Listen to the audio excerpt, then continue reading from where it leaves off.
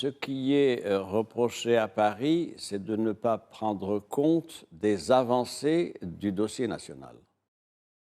Voilà le grief. Est-ce que c'est on ne prend pas compte ou justement on prend compte et cela ne nous déplaît?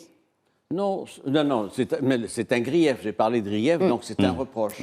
C'est-à-dire que le Maroc était fondé, compte tenu de l'étroitesse des liens entre les deux pays, sur le plan économique, culturel, humain, etc. Le Maroc était en droit d'attendre une réévaluation de la position française sur la question nationale, d'autant qu'il y a eu des changements importants, fondamentaux sur cette question-là. Il faut le rappeler, la reconnaissance américaine de la souveraineté sur le Sahara marocain, décembre 2020, confirmée par la nouvelle administration Biden, la révision déchirante de l'Espagne qui a une responsabilité particulière dans ce dossier pour des raisons historiques que vous connaissez.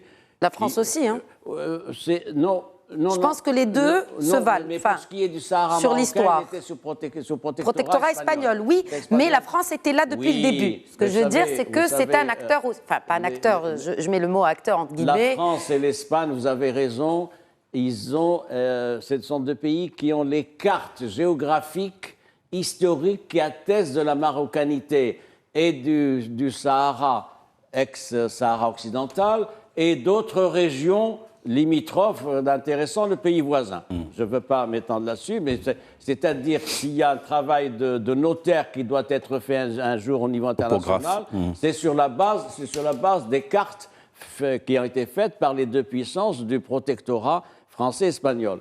Maintenant, il y a eu des changements. J'ai parlé de la position américaine, j'ai parlé de la position espagnole qui est extrêmement importante, la position de l'Allemagne, première puissance européenne, plus une dizaine d'autres pays européens. Et il y a donc matière à ceci. Le Maroc était en droit d'attendre de la France un soutien plus actif